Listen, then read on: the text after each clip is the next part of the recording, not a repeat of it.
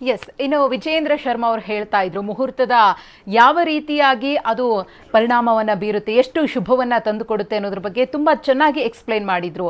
ಇನ್ನು ರಾಮನ ಬಗ್ಗೆ ಮಾತನಾಡೋಕೆ ಪದಗಳು ಸಾಲೋದಿಲ್ಲ, ಅದಕ್ಕೆ ದಿನಗಳು ಸಾಲೋದಿಲ್ಲ ಅಂತ ಹೇಳಬಹುದು. ರಾಮ ಅಂದ್ರೆ ಧರ್ಮ, ರಾಮ ಅಂದ್ರೆ ನಂಬಿಕೆ, ರಾಮ ಅಂದ್ರೆ ಸಂಸ್ಕೃತಿ. ಹಾಗಾಗಿ ರಾಮರಾಜ್ಯ ಮತ್ತೆ ನಮ್ಮಲ್ಲಿ ಮರುಕಳಿಸುತ್ತಾ ಅನ್ನೋ ಕಲ್ಪನೆಯಲ್ಲೇ ಈ ಒಂದು ರಾಮ ಮಂದಿರ ಉದ್ಘಾಟನೆ ಆಗ್ತಾ ಇರೋದು ಕೂಡ ನಮ್ಮ ಜೀವಿತಾವಧಿಯಲ್ಲಿ ಆಗ್ತಾ ಇರುವ ಪುಣ್ಯ ಅಂತ ಅನ್ಸುತ್ತೆ. ಇವತ್ತಿಗೆಲ್ಲ ನಾವೆಲ್ಲ ಇದುವರೆಗೆ ಏನೆಲ್ಲ ಕೇಳಿದ್ದೀವಿ, ನೋಡ್ತಾ ಇದ್ದೀವಿ, ಮಾಡ್ತಾ ಇದ್ದೀವಿ, ಎಲ್ಲವೂ ಕೂಡ ನಮಗೆ ದಿನನಿತ್ಯವಾಗಿ ನಮ್ಗೆ ಬೇಕಾಗಿರೋಂಥ ವಿಚಾರಗಳೇ. ಆದರೆ ನಾನೊಬ್ಬಳು ಮಹಿಳೆಯಾಗಿ, ಒಬ್ಬಳು ಸ್ತ್ರೀಯಾಗಿ ರಾಮರಾಜ್ಯ ಯಾಕೆ ಬೇಕು, ಇದರಿಂದ ಸ್ತ್ರೀಯರಿಗೆ ಏನು ಅನುಕೂಲ? ಎಲ್ಲ ಹೇಳ್ತಾರೆ ಸೀತೆಗೆ ಎಷ್ಟು ಅನ್ಯಾಯ ಆಯಿತು, ಇದೇನ್ರಿ ನೀವು ಬಂದು ಸೀತೆ ರಾಮನ ಪರವಾಗಿ ಮಾತಾಡ್ತೀರಾ, ಸೀತೆಗೆ ಎಷ್ಟು ಅನ್ಯಾಯ ಮಾಡ್ದ, ಹೆಂಡತಿ ಬಿತ್ತ ಕಾಡುಗಟ್ಟ. ಇದು ಇವತ್ತು ನಾನು ಮೊದಲು ಬಂದಾಗ ನಾನು ಅದೇ ಯೋಚನೆ ಮಾಡಿದ್ದೆ. ಅಷ್ಟು ಗೊತ್ತಾಗ್ಲಿಲ್ವಾ ರಾಮನಿಗೆ ತನ್ನ ಹೆಂಡತಿ ಬಗ್ಗೆ ಗೌರವ ಇರಲಿಲ್ವಾ, ಅವಳ ಶೀಲದ ಬಗ್ಗೆ ನಂಬಿಕೆ ಇರಲಿಲ್ವಾ, ಯಾಕೆ ಹೀಗೆ ಮಾಡ್ದ ಅಂತಾರ ಒಳ್ಳೆ ರಾಜ್ಕುಮಾರಿನ ಮದುವೆ ಮಾಡ್ಕೊಂಡು ಬಂದು ನೇಪಾಳದಿಂದ ಕರ್ಕೊಂಡ್ಬಂದು ಅಯೋಧ್ಯೆಯಲ್ಲಿ ಇಟ್ಕೊಳ್ದೆ ವನವಾಸಕ್ಕೆ ಬಿಟ್ನಲ್ಲ. ನಾನು ಚಿಕ್ಕವಳಾಗಿದ್ದಾಗ ನಮ್ಮ ತಂದೆ ನಮ್ಮ ಮನೆಗಳಲ್ಲೆಲ್ಲ ರಾಮಾಯಣ, ಮಹಾಭಾರತ, ಭೂಗಿಲು, ಸತ್ಯಾರ್ಥ ಪ್ರಕಾಶ, ಪ್ರಶಾಂತ್ ಕುಮಾರ್ ಡ್ರ್ಯಾಗನ್ ಫ್ರೂಟ್ ಕೃಷಿ ಮಾಡಿ ಎಕರೆಗೆ 5 ಲಕ್ಷ ಗಳಿಸ್ತಿದ್ದಾರೆ. ನೀವು ಕೂಡ ಅವರಿಂದ ಕಲಿಬೇಕಾ? ಅವ್ರ ಜೊತೆ ವಿಡಿಯೋ ಕಾಲ್ ನಲ್ಲಿ ಮಾತಾಡಬೇಕಾ? ಈಗಲೇ ಫ್ರೀಡಮ್ ಆಪ್ ಡೌನ್ಲೋಡ್ ಮಾಡಿ. ಒಂದು ಪುಸ್ತಕಗಳು ನಮ್ಮ ತಂದೆ ನಮ್ಮ ಮನೇಲಿ ಇಟ್ಟಿದ್ರು. ಬಟ್ ಎಲ್ಲವನ್ನು ಓದಿ ಅರ್ಗಿಸ್ಕೊಳ್ಳೋ ಶಕ್ತಿ ಇರಲಿಲ್ಲ. ಬಟ್ ಆಲೋಚನೆ ಮಾತಾಡಿದಾಗ, ಹರಿಕತೆಗಳನ್ನ ಕೇಳಿದಾಗ, ದೇವಸ್ಥಾನಗಳಿಗೆ ಹೋದಾಗ, ದೊಡ್ಡವ್ರ ಬಾಯಿಂದ ಬರುವಾಗ ಎಲ್ಲ ಸರಿ ರಾಮ ಯಾಕೆ ಹೀಗೆ ಮಾಡ್ತಾ ಇದ್ದಾನೆ, ರಾಮಂದು ಇದೊಂದು ತಪ್ಪಲ್ವಾ, ನಮ್ಮ ಸ್ತ್ರೀಯರಿಗೆ ಏನು ಬಹಳ ಸಂದರ್ಭದಲ್ಲಿ ಸೀತೆಯನ್ನು ಯಾಕೆ ಅಗ್ನಿ ಪರೀಕ್ಷೆಗೆ ಗೊತ್ತಿರ್ಲಿಲ್ವಾ, ಯಾಕೆ ಆದರ್ಶ ಆದ್ರೂ ಕೂಡ ಇವತ್ತು ನಾವು ಮಹಿಳೆಯರಿಗೆ ರಾಮ ಆದರ್ಶ. ಯಾಕೆ ಅಂತ ಹೇಳಿದ್ರೆ ಅವನು ನಿಜವಾಗಿ ಸ್ತ್ರೀಯರಿಗೆ ತುಂಬಾ ಉನ್ನತ ಸ್ಥಾನಮಾನ ಕೊಟ್ಟವನು. ರಾಮ ಹುಟ್ಟಿದ್ದೇ ಯೋಗಿಕ ಧರ್ಮದಿಂದ, ಇಷ್ಟಿಯಿಂದ ಹುಟ್ಟಿದವನು, ಯಾಗದಿಂದ ಹುಟ್ಟಿದವನು, ಇಂಥ ಮಗನೇ ಬೇಕು ಅಂತ ದಶರಥ ಪ್ರಯತ್ನ ಮಾಡಿ ಹುಟ್ಟಿದವನು, ಸಾಮಾನ್ಯರಿಗೆ ಹುಟ್ಟಿದವನಲ್ಲ. ಅಂತಹ ಮಹಾನ್ ಶಕ್ತಿ ಇರ್ತಕ್ಕಂಥ ರಾಮ ಸ್ತ್ರೀಯರಿಗೆ ಅನ್ಯಾಯ ಮಾಡಲಿಕ್ಕೆ, ಅಗೌರವ ಕೊಡಲಿಕ್ಕೆ ಸಾಧ್ಯವೇ ಇಲ್ಲ. ಸ್ತ್ರೀಯರಿಗೆ ಉನ್ನತ ಸ್ಥಾನವೇ.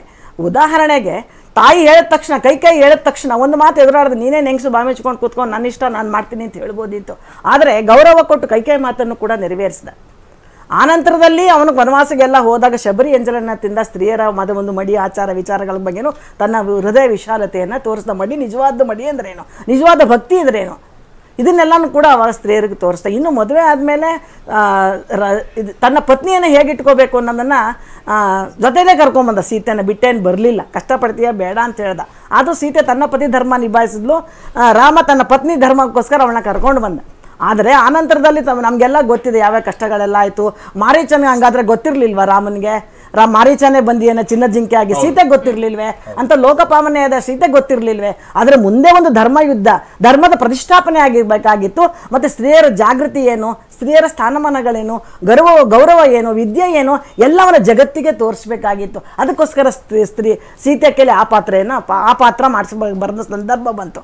ಆನಂತರದಲ್ಲಿ ಸೀತೆ ವನವಾಸವನ್ನೆಲ್ಲ ಪಟ್ಟಾಗ ರಾಮನು ಕೂಡ ಸಾಕ್ಷಾತ್ತಾಗಿ ಹೇಳ್ತಾನೆ, ನೀನು ಸುಖವಾಗಿರ್ಬೇಕಾಗಿರೋಳು, ಇದನ್ನೆಲ್ಲ ಪಡಬೇಡ ಅಂತ. ಪತಿಗಿಲ್ದೇ ಇರೋ ಸುಖ ನನಗೆ ಯಾಕೆ ಅಂತ ಹೇಳ್ತಾಳೆ. ಆದರೆ ಸ್ತ್ರೀಯರ ಸ್ಥಾನಮಾನದ ಉನ್ನತಿ ತೋರಿಸ್ತಾರೆ. ಹಾಗಂತ ಬರೀ ಏನಪ್ಪ ಸ್ತ್ರೀಯರು ಒಡವೆ ಸೇರಕ್ಕೆ ಆಸೆ ಪಡ್ತಾರೆ, ಅವ್ರದ್ದಾಯ್ತು, ಅವ್ರ ಕಥೆ ಆಯ್ತು ಇರ್ತಾರೆ, ಇವತ್ತೆಲ್ಲ ಏನೇನೋ ಮಾತುಗಳಾಗುತ್ತೆ. ಆದರೆ ಸ್ತ್ರೀಯರ ಉನ್ನತ ಮಟ್ಟ ಎಷ್ಟಿತ್ತು, ಜ್ಞಾನದ ಮಟ್ಟ ಎಷ್ಟಿತ್ತು, ಆಧ್ಯಾತ್ಮಿಕತೆ ಮಟ್ಟ ಎಷ್ಟಿತ್ತು ಅಂತ ನಮಗೆ ಅಲ್ಲಿ ನಾವು ಕಾಣ್ತಾ ಬರ್ತೀವಿ. ಹೀಗೆ ಮತ್ತು ಆನಂತರದಲ್ಲಿ ಅಶ್ವಮೇಧ ಯಾಗವನ್ನು ಮಾಡುವಾಗ ಸೀತೆ ಇರೋದಿಲ್ಲ. ಆವಾಗ ರಾಮ ಅವಳನ್ನ ಬಿಟ್ಟು ಮಾಡೋದಿಲ್ಲ, ಮಾಡಬಹುದಿತ್ತು, ಆದರೂ ಬಿಟ್ಟು ಮಾಡೋದಿಲ್ಲ. ಅವಳ ಸ್ಥಾನಮಾನಕ್ಕೋಸ್ಕರ ಅವಳ ಚಿನ್ನದ ಪುತ್ಥಳಿಯನ್ನು ಮಾಡಿಸಿದ. ಮಣ್ಣನ್ನು ಮಾಡಿಸ್ಬೋದಿತ್ತಲ್ರಿ. ಹೆಣ್ಮಕ್ಳು ಬೆಲೆ ಏನು ಅಂತ ತೋರಿಸಿದ. ಆ ಚಿನ್ನ ಎಷ್ಟು ಪ್ರಾಮುಖ್ಯತೆ ಜೀವಕ್ಕೆ. ಧಾತು, ಒಳ್ಳೆಯ ಹಿರಣ್ಯ ವರ್ಣ ಮರಿಣಿ ಲಕ್ಷ್ಮಿಯ ಸ್ವರೂಪಳಾದ ಸೀತೆಯನ್ನ ಹಿರಣ್ಯದಲ್ಲೇ ಮಾಡಿಸ್ಬೇಕು ಅಂತ ಮಾಡಿದ. ಅಲ್ಲಿಗೆ ಲೆಕ್ಕ ಹಾಕೋಬೇಕು ನಾವು, ಸ್ತ್ರೀಯರ ಸ್ಥಾನಮಾನ ಏನು, ಗೌರವ ಏನು. ಅವಳಿಗೋಸ್ಕರ ತನ್ನ ಜೀವನವನ್ನು ಹೇಗೆ ಮುಡಿಪಿಟ್ಟ, ಅವಳಿಗೋಸ್ಕರ ಹೆಂಡತಿಯನ್ನು ಕಾಪಾಡಬೇಕಾದ ಅವನ ಧರ್ಮ. ಅವನೇ ಹೋಗಿ ರಾವಣನನ್ನ ಕೊಂದು ಸೀತೆ ತರ್ಬೋದಿತ್ತು. ಆದರೆ ಒಂದು ಇಂಚು ಧರ್ಮಯುದ್ಧವಾಗೇ ನಡ್ಕೊಂಡ್ ಬಂದಿದೆ. ರಾಮಾಯಣವು ಪ್ರತಿ ಒಂದು ಇಂಚಲ್ಲೂ ಕೂಡ ಧರ್ಮಯುತವಾಗೇ ಇದೆ. ಯಾವುದನ್ನು ಕೂಡ ಧರ್ಮ ಬಿಟ್ಟು ಅವನು ಹೋಗ್ಲಿಲ್ಲ. ಹಾಗಾಗಿ ಅದರಲ್ಲೂ ಕೂಡ ಸೀತೆಯ ಒಂದು ವ್ಯಕ್ತಿತ್ವವನ್ನ, ಅವಳ ಬೆಲೆಯನ್ನ, ಸ್ತ್ರೀಯರ ಸ್ಥಾನಮಾನವನ್ನ ಕೊಟ್ಟು ಕೂರಿಸ್ಕೊಂಡ. ಮನಸ್ಸಲ್ಲೇ ಆಗಿದ್ದೆಲ್ಲ ಲೋಕ ಕಲ್ಯಾಣ. ಸೀತಾರಾಮ ಅಂತಾನೆ ಪ್ರಸಿದ್ಧಿ. ಕಡೆಯಲ್ಲಿ ವಾಲ್ಮೀಕಿ ಹೇಳ್ತಾನೆ, ರಾಮಭದ್ರಾಯ ರಾಮಚಂದ್ರಾಯ ವೇದಸೆ ರಘುನಾಥಾಯ ಸೀತಾಪತೆಯ ನಮಃ. ಕಡೆ ಸೀತೆಗೆ ಬಂದು ನಿಂತ್ಕೊಂಡ ಅವನು, ಸೀತೆಯನ್ನು ಬಿಟ್ಟಿಲ್ಲ. ಆದ್ರೆ ಅಲ್ಲೇ ನಾವು ನೋಡ್ಬೇಕು, ಇವತ್ತು ಪುರುಷ ರಾಮ ಇಲ್ಲರ ಜಡ, ಶ್ರೀಶಕ್ತಿ ಸೀತಾಶಕ್ತಿ ಇಲ್ಲ, ರಾಮ ಜಡ. ಗುರುರಾಜ್ ಕರ್ಚಕರೇ, ಈಗ ಬಹಳ ಮಂದಿ ನಾವು ಹೇಳ್ತಾ ಇರ್ತೀವಿ, ಈಗ ರಾಮರಾಜ್ಯ ಮತ್ತೆ ಭಾರತದಲ್ಲಿ ಅವತರಿಸಬಹುದು. ರಾಮರಾಜ್ಯದ ಮುಖ್ಯ ಪರಿಕಲ್ಪನೆ ಏನು ಅಂತೇಳಿ, ಜೊತೆಗೆ ರಾಮನ ಆದರ್ಶಗಳು ಈಗಿನ ಜನರೇಷನ್ಗೂ ಕೂಡ ಹೀಗೆ ಸೂಕ್ತವಾಗಿದೆ ಅನ್ನುವಂಥದ್ದನ್ನ ಬಹಳ ಸೂಕ್ತವಾಗಿದೆ. ನನಗನ್ಸೋ ಮಟ್ಟಿಗೆ ಹಿಂದೆಂದಿಗಿಂತಲೂ ಇವತ್ತು ಪ್ರಸ್ತುತ ಆಗಿದೆ ಅಂತ ಹೇಳ್ಬೇಕು. ವಾಲ್ಮೀಕಿಗಳು ಒಂದು ಮಾತು ಹೇಳ್ತಾರೆ ರಾಮನ ಬಗ್ಗೆ, ಅದು ಒಂದೇ ಸಾಕು ರಾಮನ ಬಗ್ಗೆ, ರಾಮೋ ವಿಗ್ರಹವಾನ್ ಧರ್ಮ ಅಂತ. ಅದು ದೊಡ್ಡ ಭರತವಾಕ್ಯ. ಅದು ರಾಮೋ ವಿಗ್ರಹವಾನ್ ಧರ್ಮ ಅಂದರೆ ಧರ್ಮದ ಒಂದು ಮೂರ್ತಿ ರೂಪ ರಾಮ ಅಂತ.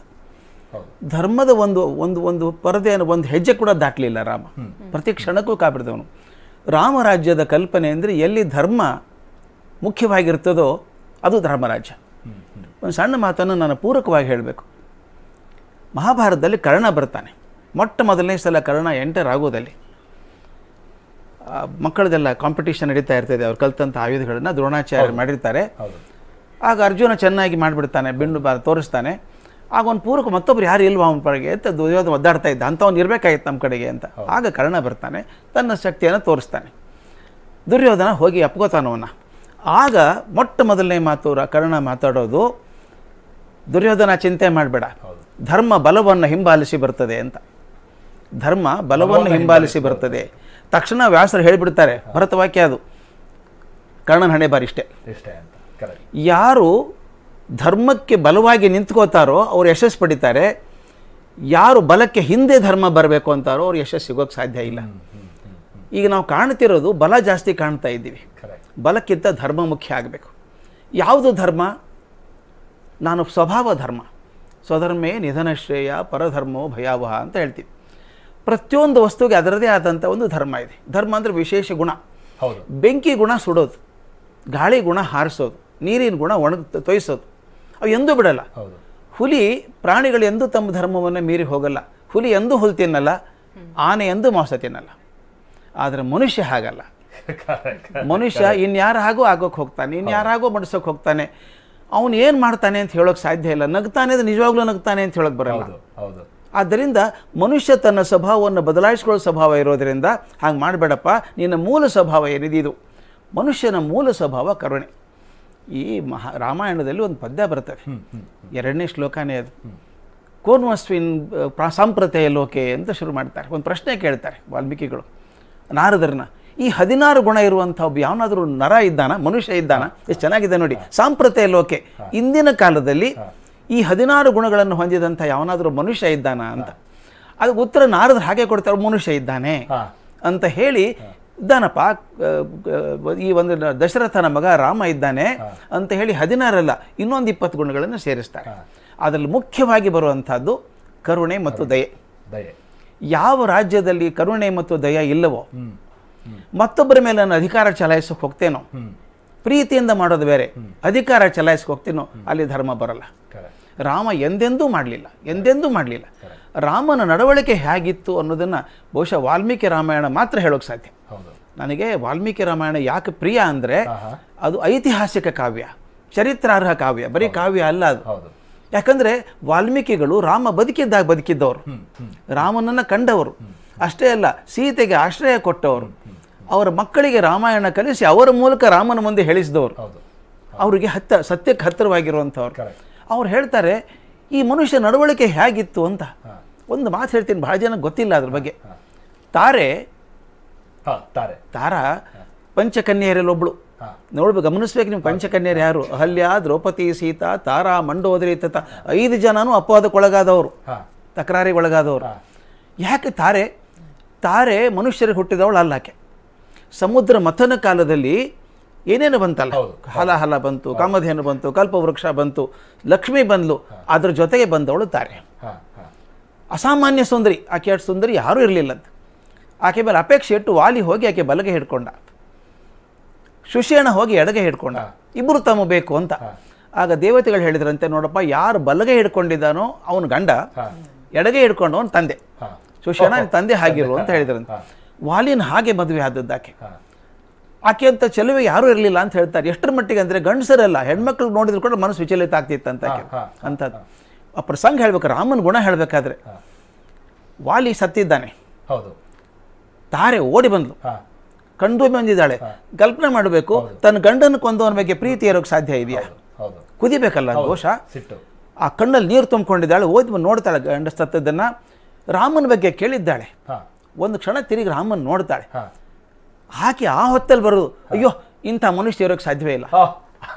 ಪತಿ ಕಳ್ಕೊಂಡ ಟೈಮ್ನಲ್ಲೂ ಕೂಡ ಪತಿ ಕಳ್ಕೊಂಡು ಹೆಣ ಬಿದ್ದಿದೆ ಅಲ್ಲಿ. Correct, correct. ರಾಮನ್ ನೋಡ್ಬಿಟ್ಟು ಇಂಥ ಮನುಷ್ಯ ಇರೋಕೆ ಸಾಧ್ಯವೇ ಇಲ್ಲಪ್ಪ, ಎಂತ ಇನ್ನೊಂದಕ್ಕೆ ಪರೀಕ್ಷೆ ಹೇಗೆ ಮಾಡ್ತಾಳೆ ಅವಾಗ. Beautiful sir. ನಾನು ಇದ್ರ ಮುಂದುವರೆದ ಭಾಗ ನಿಮ್ಮ ಹತ್ರ ತಿಳ್ಕೊಳ್ತೀನಿ. ನೋಡಿದ್ರಲ್ಲ ರಾಮ ಯಾಕೆ ಆದರ್ಶ ಅನ್ನುವಂಥದ್ದು ಒಂದು, ಜೊತೆಗೆ ರಾಮನ ಗುಣಗಳು ಈಗಲೂ ಕೂಡ ಹೇಗೆ ಪ್ರಸ್ತುತ ಅನ್ನುವಂಥದ್ರ ಬಗ್ಗೆ ನಾವು ಮಾತನಾಡ್ತಾ ಇದ್ವಿ. ಬಹಳ ಕೆಲವು ಉದಾಹರಣೆಗಳನ್ನ ಕೊಡ್ತಾ ಇದ್ರು.